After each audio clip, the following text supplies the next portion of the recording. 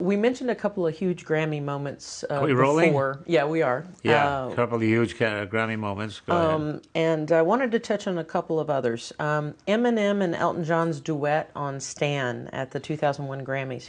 Whose idea was the duet?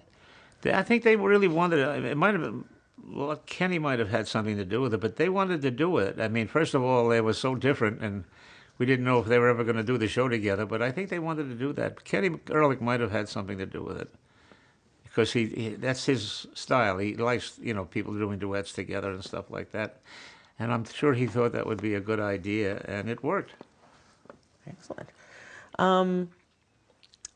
U2's Bono gave Frank Sinatra a Lifetime Achievement Award in 1994. You mentioned Bono when the cameras were off, and you had a great story about him. I was hoping Well, you could tell. Bono is so wonderful, and he's so creative. And whenever Bono, was on the show, U2 was on the show, I'd come to him and say, "Hey, Bono, must have something in mind. Let's talk. What do you want to see?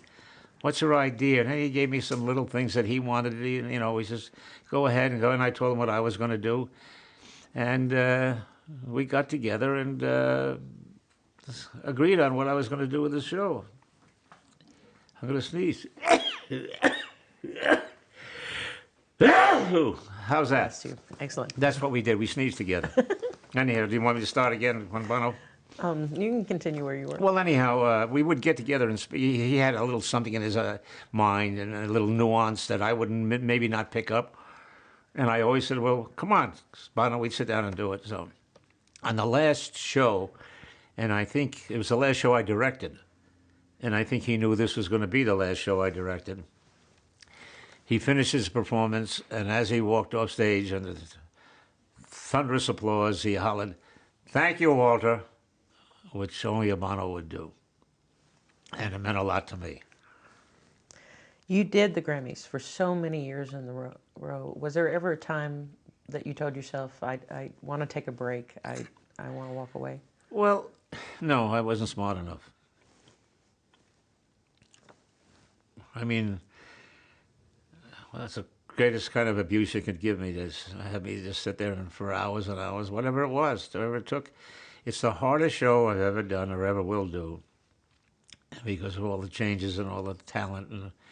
And I absolutely feel it owes me nothing.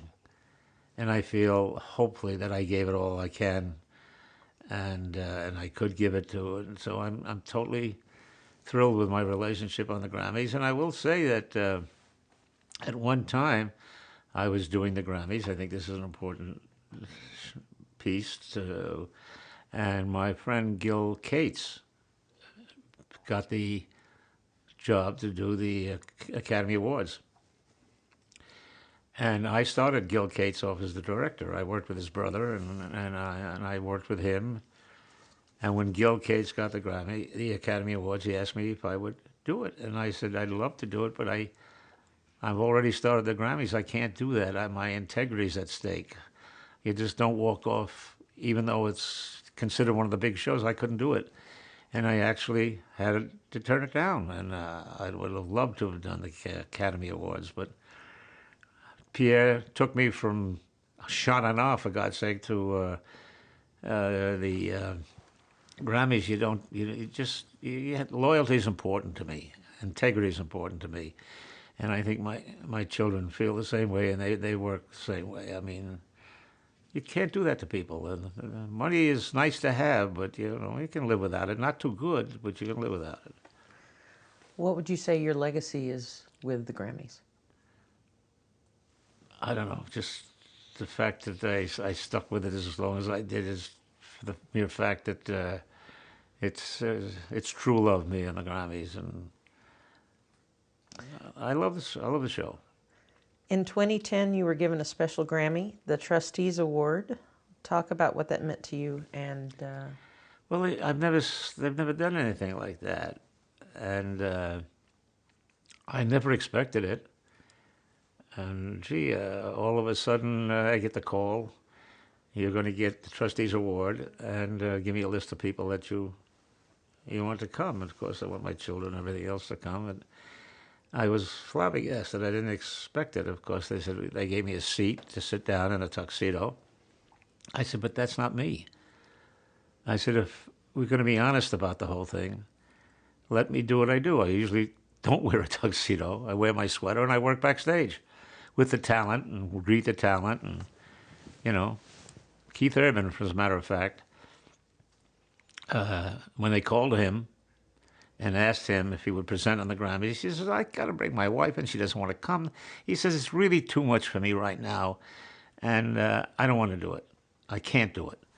So he said, but who am I going to give the Grammy to anyhow? And they said, Walter Miller. He says, I'll be there. And he came. So those are guys that when they first started out and I saw them I gave them extra time and worked with them because I know what it means. But I saw a star in the guy. I mean, a talented guy. And I try to give him those, if you can. And if you get somebody on there, that's the way they are. That's the way they are. You save yourself for those that appreciate it. I don't know. In recent years, you've become a consulting producer for the show. I think it should be insulting producer myself because I don't know what a consulting producer does. I think the main thing that I worry about is that I may get the lunch order wrong, but I will have to say that I did come through for them one time when Dave Matthews decided he was going to start on a stage with 7 people in his band, and by the time we finished the number, there were 37 people in the band. So somebody had to stage it, and this came out of nowhere. And Lou was busy, and Kenny, but everybody was busy, so I just took it out to central staging and mounted it. So that was a feather in my cap, and I think it came off very well. Everybody was pleased with it. And happy for the opportunity to be there. But, those things don't happen very often. How does it feel to take a step back from the show? Pardon me? How does it feel to take a step back from the show? It's not easy, but I must say I appreciate them. Most shows, when they figure it's your turn, and they say goodbye.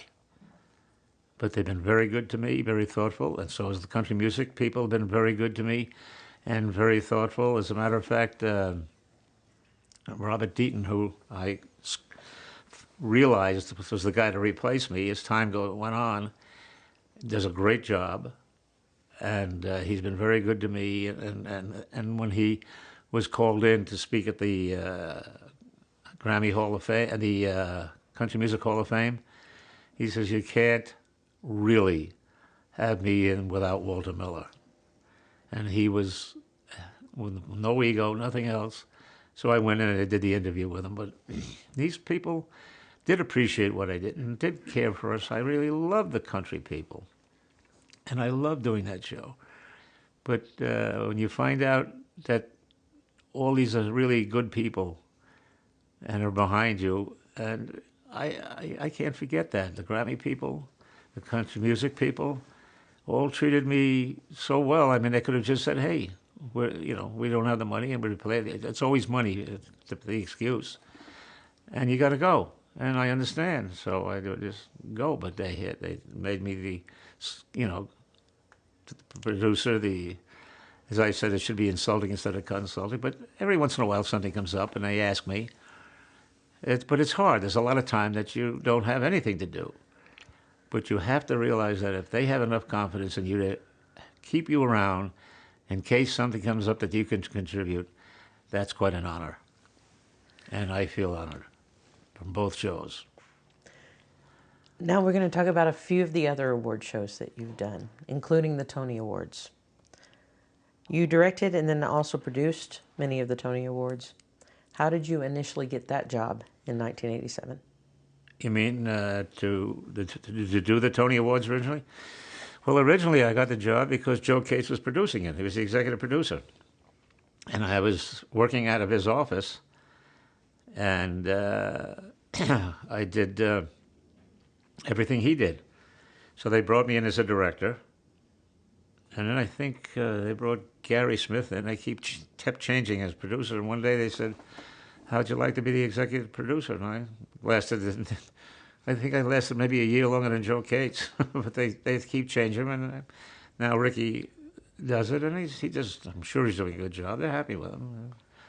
But I was, again, thrilled. That's quite a show.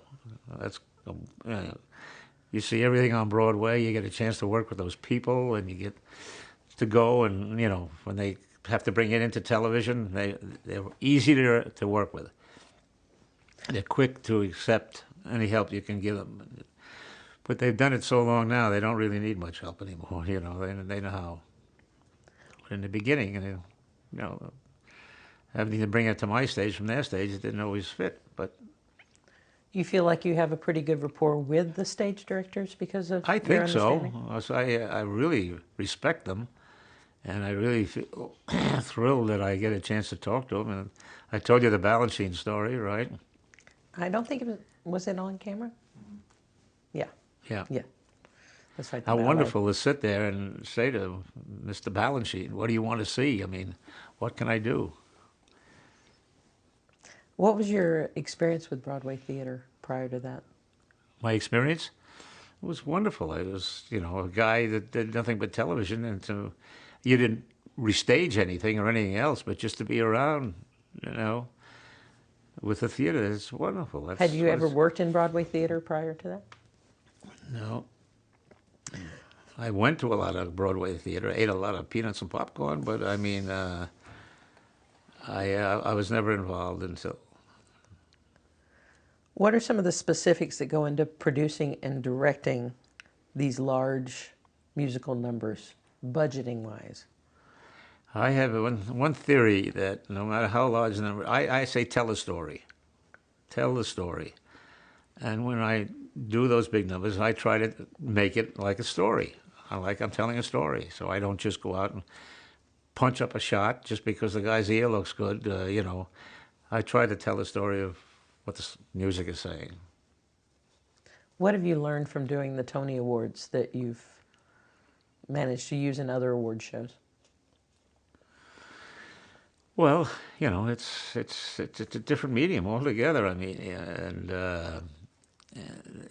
what I've learned is to get with them, try to understand them, and again, as I've always said, is there anything that I'm missing? That you, who have staged the show, lived with the show, created the show, and I just didn't see it. And I want to go back and make sure that what I put on that screen for the Tonys when I did it is what they originally, the concept.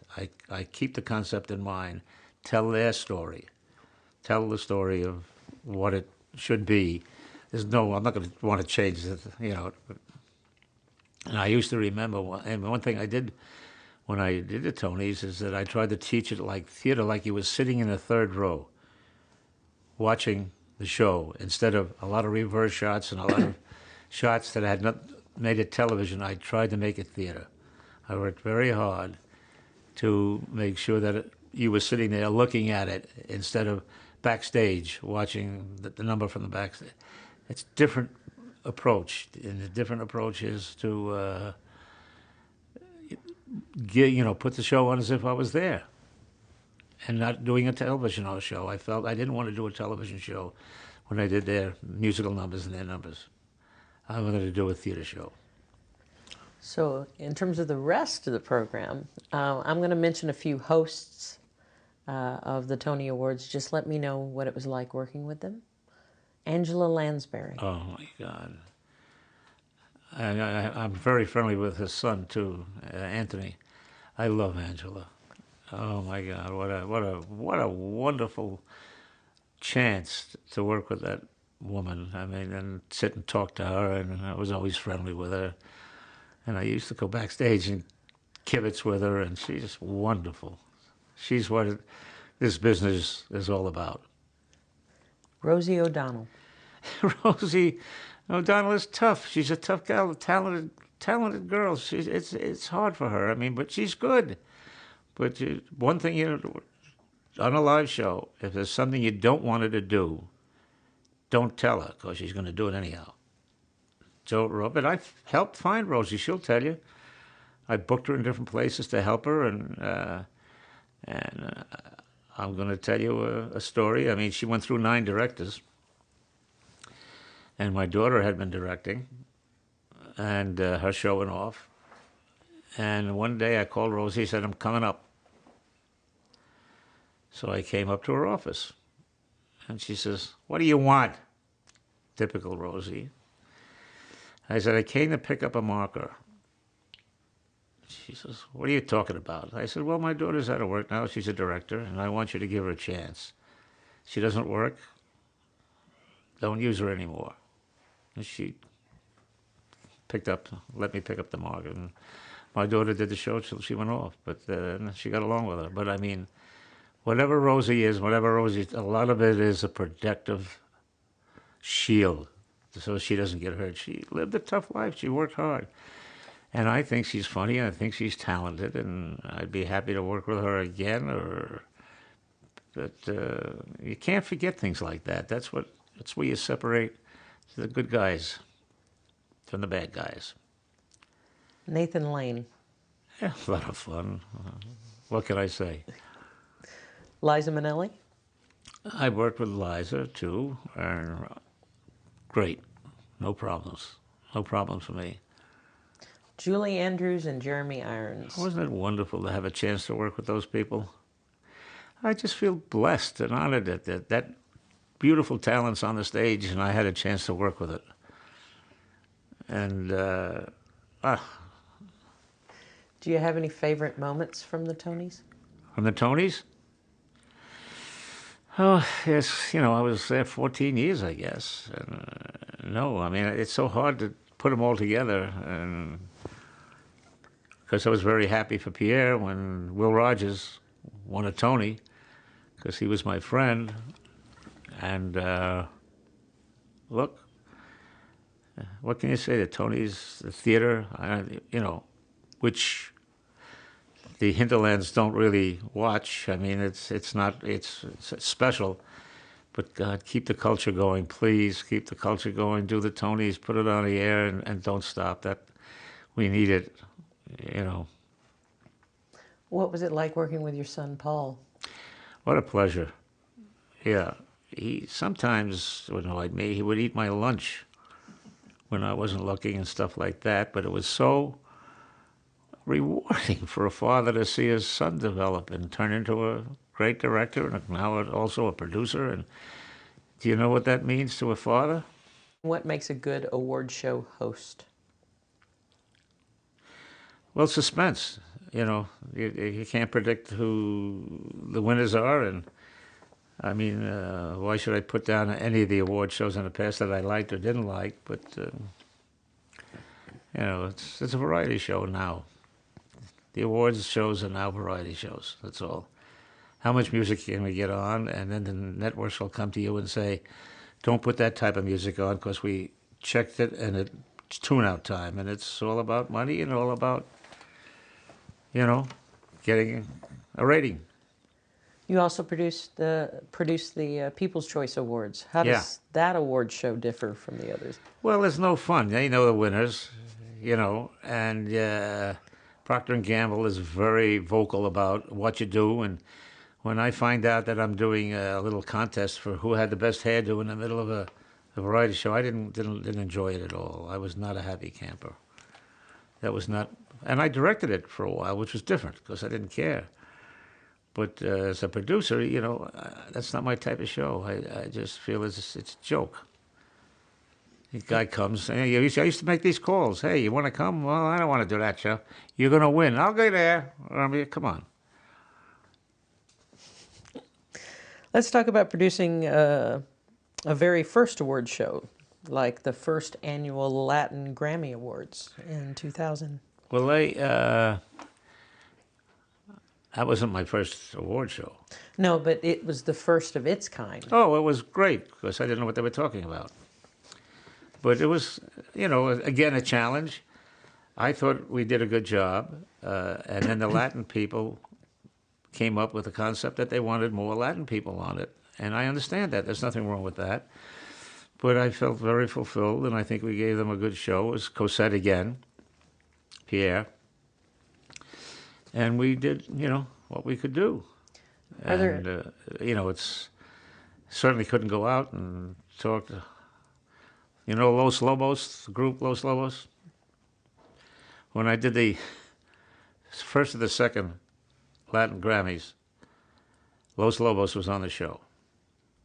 And they started to play, and live, we couldn't stop them. They kept playing again and again. And we're live on the air. So I said to my cameraman, Hector Ramirez, you speak Spanish, go in and talk to him and tell him to stop. And that's how we stopped them from playing. Are there any special considerations when you're just launching a new award show like that? Everybody looks for a different way to do an award show. An award show is an award show, you know. I don't know, it's hard. It's hard to do it because, as I said, it must not be completely working as an award show because most of the musical award shows now are variety shows. Well, we're going to spend a few minutes here just sort of summing up some things. Of all the legendary performers you've worked with over the years, who do you have the fondest memories working with? Well, you know, the relationship I had with Vince Gill was very important to me.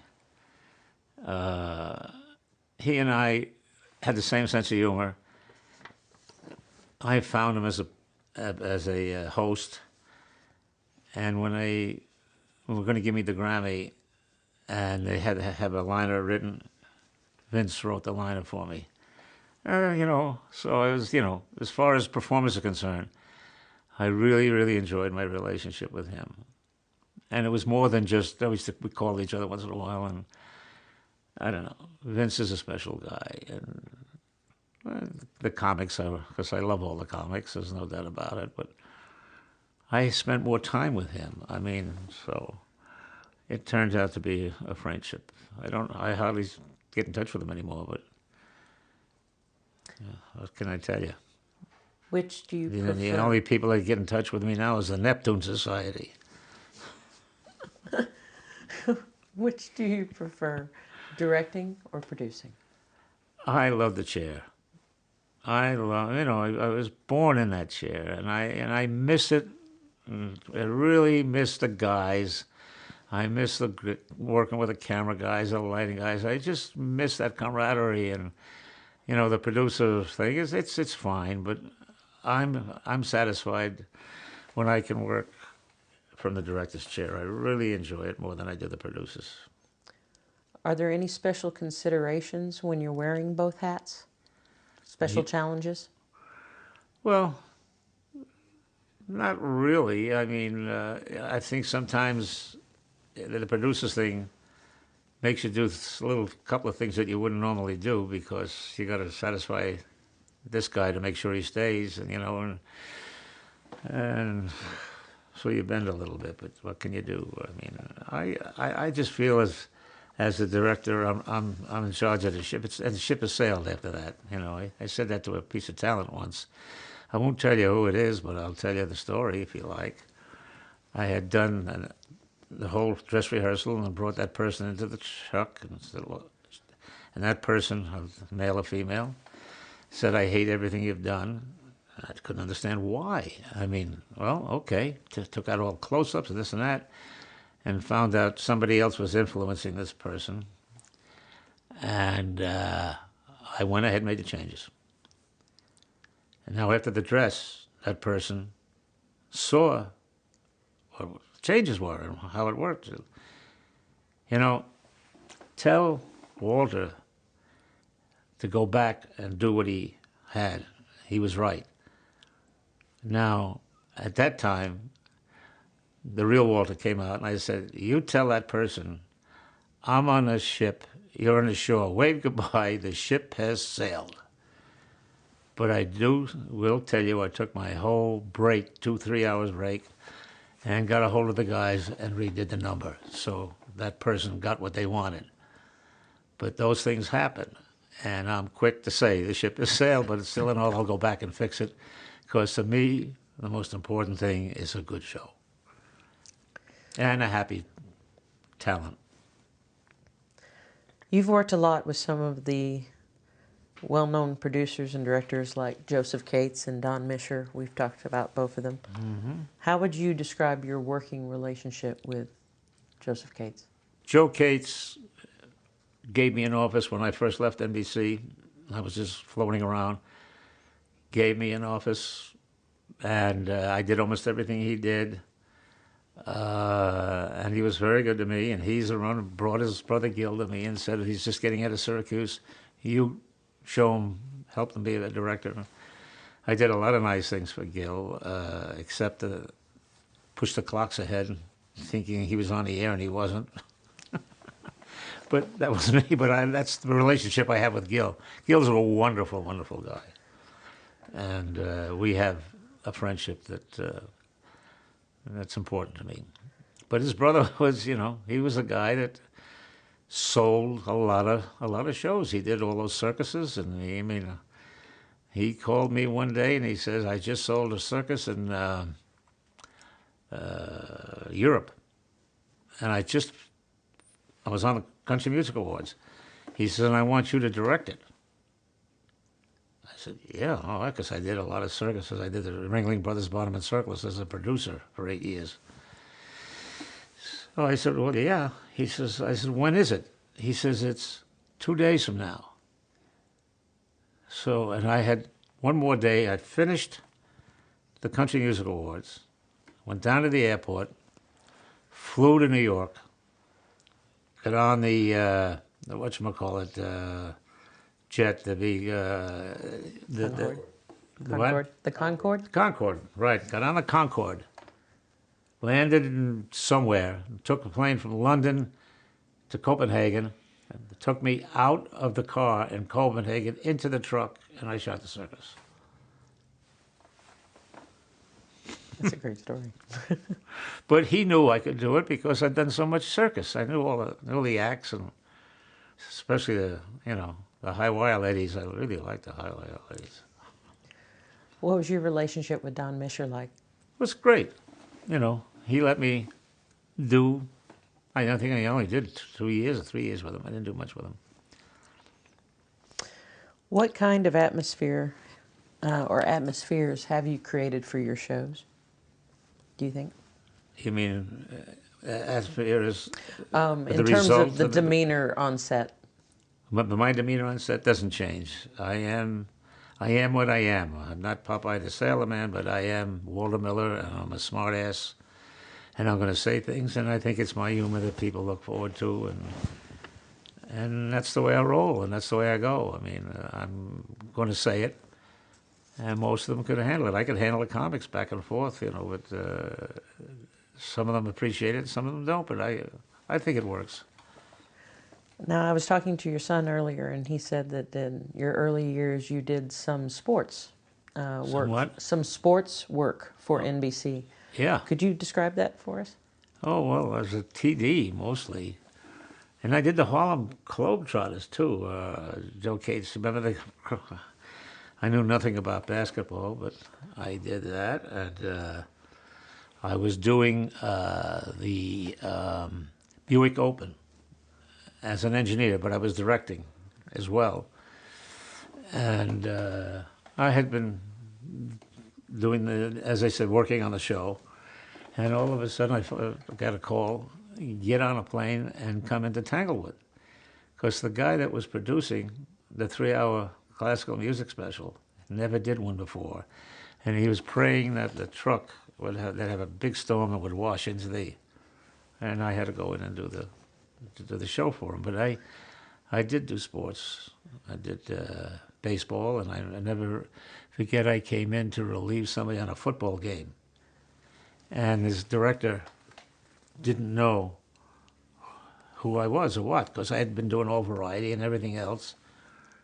So he called back to L.A. and he said, "Who's this Walter Miller? What the hell does he know about football or covering football as a TD? Gee whiz, has he ever done?" I assured him that everything was going all right, and I happened to get wind of what was going on, right? So now we get on the air, and they return the punt, the kickoff, and boom, get tackled right in the middle. I said, "Oh my God, look, they all fell down. What happened?" And I took him for a ride for about 10 minutes. The poor guy was sweating bullets. He thought I was really, and then finally I went ahead and. But he deserved it, and I was cocky enough at that time and successful enough to teach him a lesson. So I had a good time. You have two children who are in the business? Yeah, both children in the business.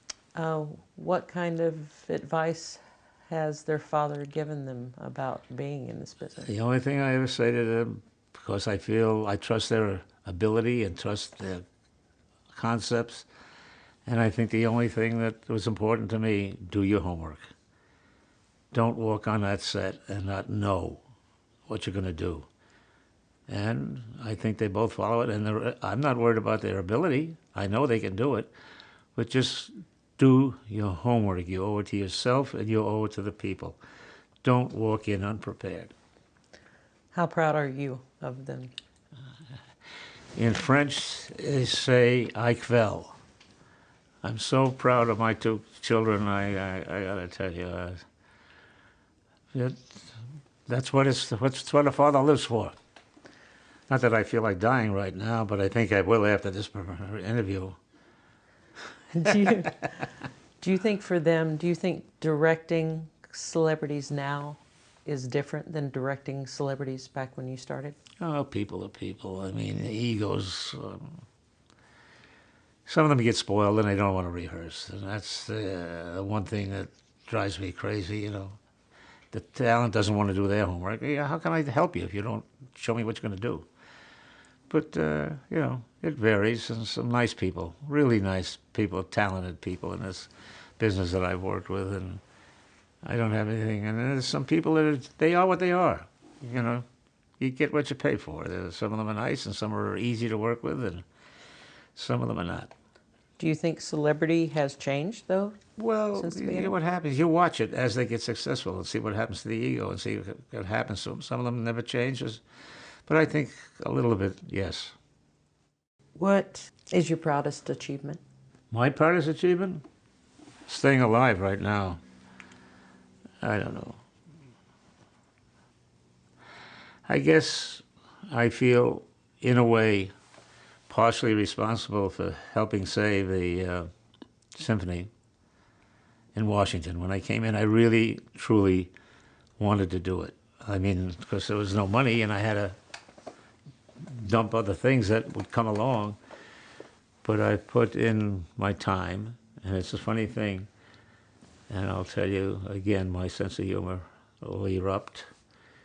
And I had been doing, how many years? The show in Washington, about 23, 24, and I came in at a very low fee. And I went to the man that owned the show, and I said, look, I'm on your two shows now, 23 years and 27 years, whatever it is, and I haven't had a raise. I haven't had any, special commitment. He says, well, frightened him a little bit. He says, what do you want? I said, makeup and hair. And I'm happy. Any regrets? No regrets. The fact that I blew the Emmys that time, I had thought I had a good idea because I love the comics. I just loved them. And then I realized how little you could trust them because these are such insecure people that when they get up on that stage and they get a few laughs, they go. They don't care what you're doing. See, my feeling, the only thing that I wanted to invent or include in doing award shows, and they never let me do it, but when a performer is going over, wrap it up, and they don't pay any attention to you, and they know they're taking you right into the big toilet in the sky, I suggest a trap door. We should be able to, when they got enough, just pull a string and gone. It would make so much better award show. All those acceptance speeches when you thank so-and-so and thank so-and-so and thank the guy for opening the door of the car and all that garbage. So what do you think has been the secret to your success in this industry? Charm. What can I say? Who knows? You got to be lucky. I mean, and I think the only thing that I worked very hard, and I did my homework, and I really love the business. And if I had to say anything at all, I feel show business, the award business, everything I've done, they've been very good to me. I have nothing that I can say but good about the way they treated me, the whole business, and all I can say to what I do and in the industry, thanks. How would you like to be remembered? Just how would I like to be alive? So it's I'm okay, and I want to be remembered as a happy guy Thank you so and a much. guy that enjoyed his work and is proud of his children. How many guys can say that? Thank you, Walter. You're welcome. Excellent.